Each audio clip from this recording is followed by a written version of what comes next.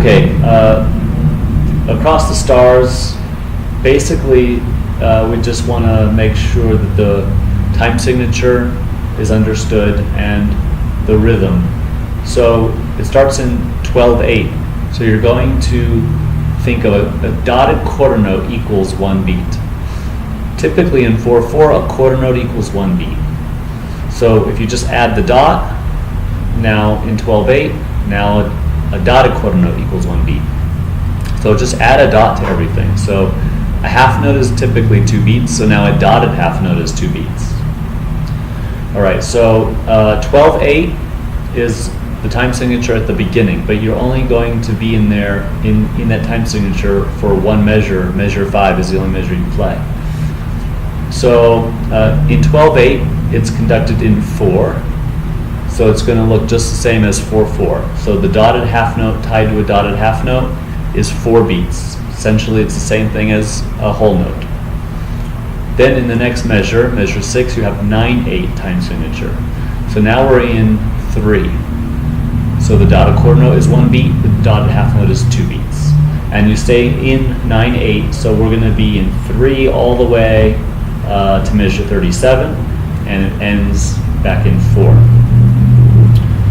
Okay, the rhythm at measure 22, you have dotted eighth notes there.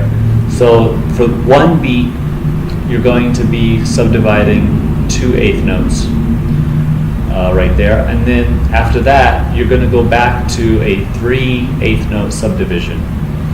So what that means is throughout this entire piece, with these time signatures, the subdivision is 3. So 3 eighth notes for each beat.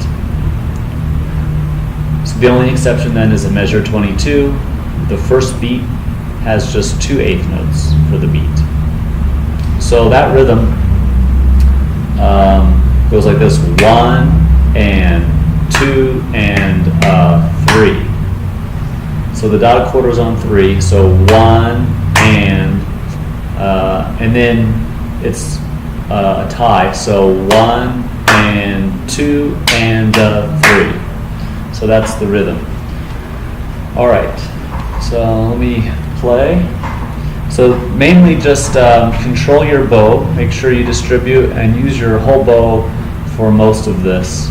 It's very slow and a nice expressive vibrato. 2, 3, 4.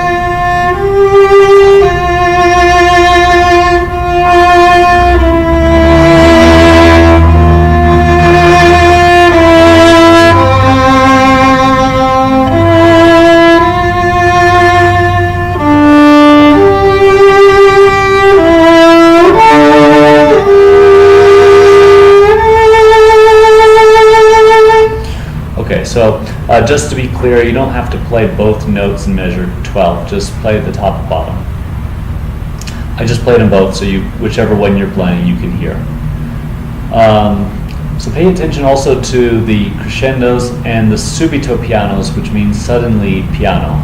So again, if you look at measure 6, there's a crescendo there, and then the beginning of the next measure starts softer, and then a crescendo, and then immediately softer again, and then another crescendo. So listen to that again from 6.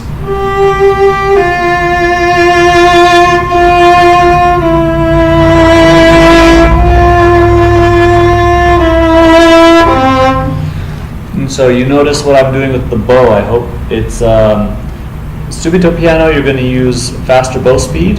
You need to get all the way to the tip, so close to the fingerboard. And then on the dotted half note during the crescendo, you bring the contact point higher towards the bridge. So that's how you need to manage your bow. All right, now here we go from 14 where I left off.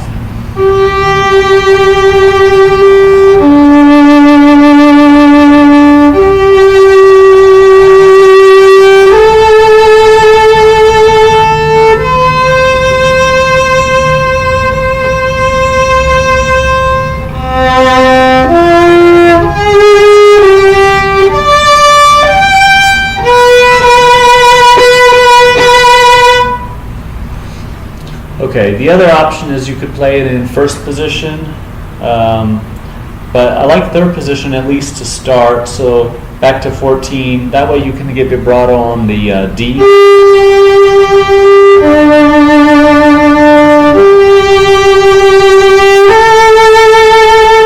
If you want to go to first position on the C, that's fine.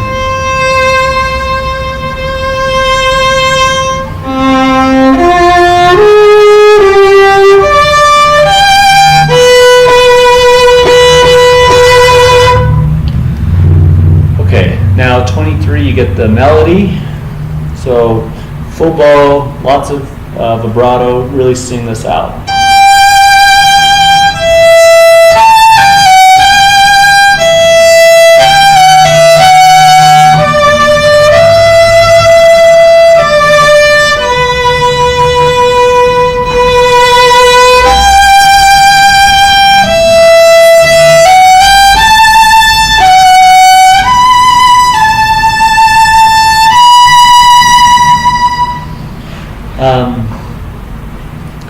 I would recommend, if you're going to use the open E's, that you make sure it's not too loud, so you're going to just want to lighten up your bow pressure a little bit for the E's and just move your contact point slightly towards the fingerboard. And then if you go up to third position at measure 30, the reason I'm doing that is just I prefer to play these long notes with my second finger instead of my fourth finger for better vibrato. So if you choose to do that, you can also make it expressive by just allowing the shift to be heard a little bit. So the note before is an F sharp, and then just guide to the A in third position and then the B. But as soon as you get to the A, you have to put the B down.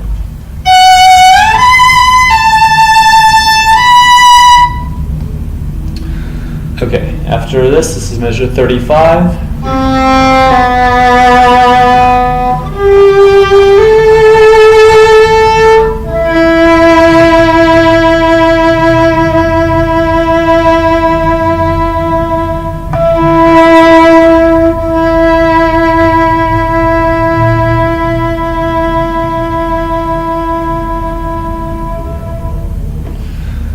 So the reason that I went to third position at 36 was so that I can play the E at the end on the G string, and since it's foreshadowing the dark, the G string has a darker tone to it. So that was the reason for the fingering there. And then you just need to save your bow and make sure you have 7 slow beats of bow for that first E, and then a fast bow speed and over the fingerboard to get back to the frog. You do that on the quarter note so that you have a full bow for the 8.5 beats that you need for the last note.